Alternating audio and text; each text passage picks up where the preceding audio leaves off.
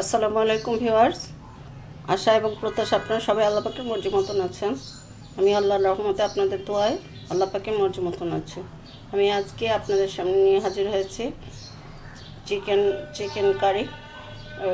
ওখানে পাকিস্তানি চিকেন নিয়েছি, এটা দিয়ে নতুন আলু দিয়ে রান্না করব, সেটাই আপনাদের এখন দেখাবো।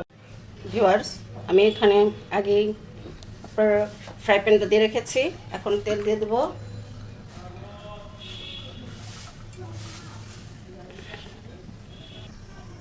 চুলার জালটা বাড়িয়ে দিয়েছি। প্রথমে আমি এখানে জিরা দিয়ে নেব, আর গরম মশলা, দুটো দারচিনি, 4-5টা এলাচ মানে থেতলে নিয়েছি, আর 4-5টা লং, আর গোলমরিচ 4-5টা দিয়ে দিলাম। প্রথমে আমি পেঁয়াজ কুচি দিয়ে একটু নাড়াচাড়া করবো।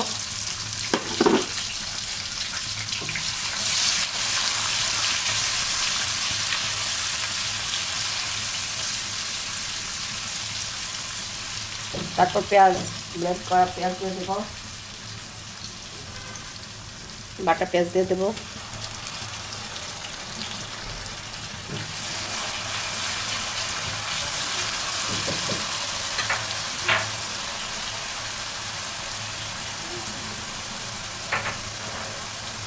আলুগুলো দিয়ে দেবো, নাড়াচাড়া করে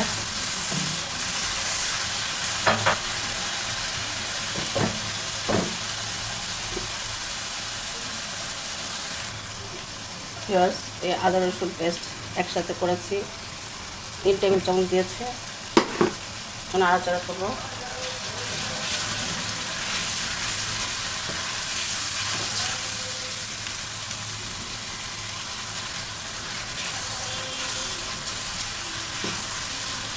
পানি দিয়ে দিব, তাহলে আদা রসুনের কাঁচা পানি ভাতটা একটু সিদ্ধ হয়ে যাবে, সেজন্য একটু পানি দিয়ে নিলাম।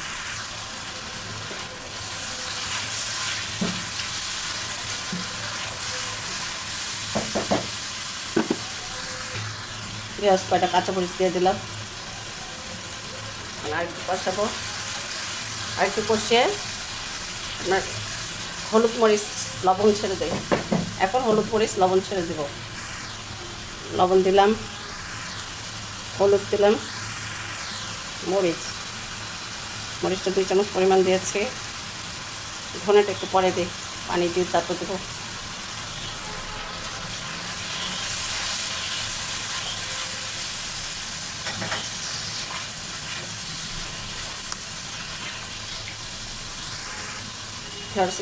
সামান্য পানি দিয়ে দিই,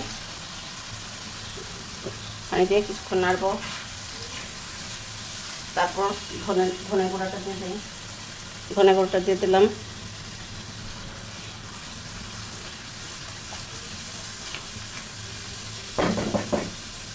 এখন জলটা নিভু করে দিয়ে ঢেকে দেব, তাহলে তেলটা ভেসে উঠবে। একটু ঢেকে দিচ্ছি।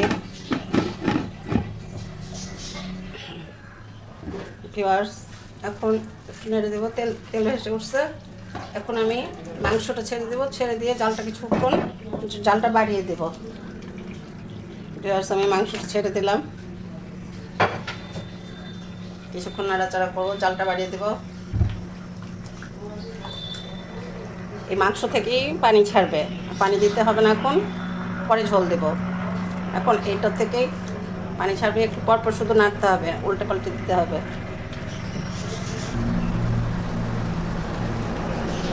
একটু ঢাকনাটা দিয়ে দিই।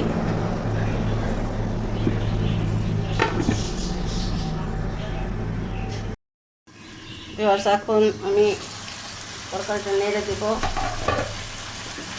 লেগে যাবে। নাড়াচাড়া করে যখন তেল ভাসবে তখন পানি ছাড়বো।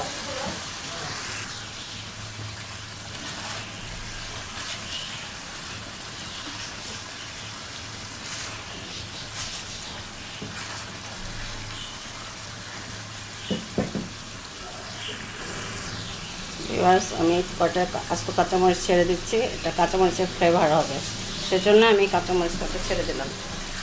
আগে যদি একটু দিয়েছিলাম, ভেঙে দিয়েছিলাম। কাঁচামরিচ যদি থেতলে দেন তাহলে মরিচের পরিমাণটা একটু কমে দেবেন। ঝাল যারা বেশি খাবেন তারা গুঁড়া মরিচ বাড়ায় দিতে পারেন অথবা কমিয়ে দিতে পারেন। আমি এখন তেল ভেসে উঠছে, আমি এখন ঝোল ছেড়ে দেব।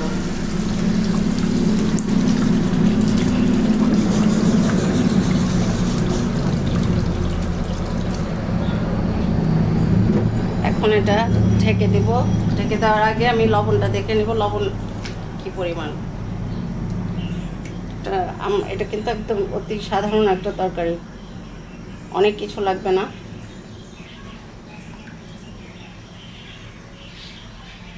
ভিউয়ার্স, লবণ লাগবে আর একটু জিরা ছিটিয়ে দেবো, আর আমার যে স্পেশাল গরম মশলাটা সেটা একটু দেবো। আর যদি আপনাদের না থাকে সেটা অসুবিধা নেই, আপনারা ওটা স্কিপ করবেন। ভিউয়ার্স, আমি স্পেশাল গরম মশলা জিরাটা একটু ছিটিয়ে দিচ্ছি। জিরা বেশি দেওয়া যাবে না, 4 চামচের 1 চামচ পরিমাণ দিলেই হবে, সমান চামচ। আর আমার যে মশলাটা স্পেশাল মশলা তা এই যে অল্প 4 চামচের 1/2 চামচ দিয়ে দেব, আর কিছুই দেব না এটার মধ্যে। এখন বলক আসবে, সব কিছু পুরোপুরি হয়ে যাবে, তারপরে আমি নামিয়ে নেব। এখন আমি ঢেকে দেব।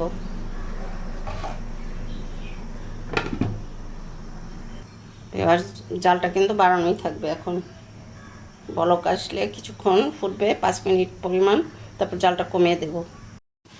ভিউয়ার্স, এখন দেখি কি অবস্থা, আর একটু হবে, আলুটা গলেছে কিনা তার চেক করতে হবে। আমি দেখি আলুটার কি অবস্থা।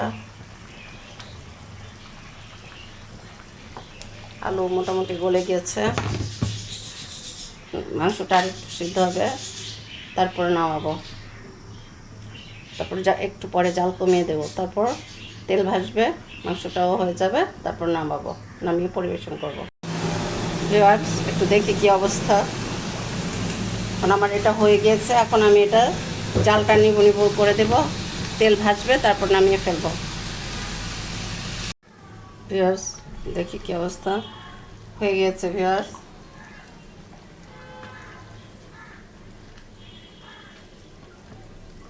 এখন আমি নামিয়ে ফেলবো। ভিউয়ার্স, হয়ে গেল আমার নতুন আলু দিয়ে মুরগির মাংসের তরকারি। আশা করি ভালো লাগবে, মন্দ লাগবে না। আপনারা ট্রাই করে দেখবেন, পরবর্তীতে আরও আগ্রহ বেড়ে যাবে আমার আর কিছু রান্না করার। যদি আপনাদের ভালো লাগে, রান্না করলে বুঝতে পারবেন কেমন লেগেছে, আর আশা করি মন্দ হবে না, ভালোই হবে।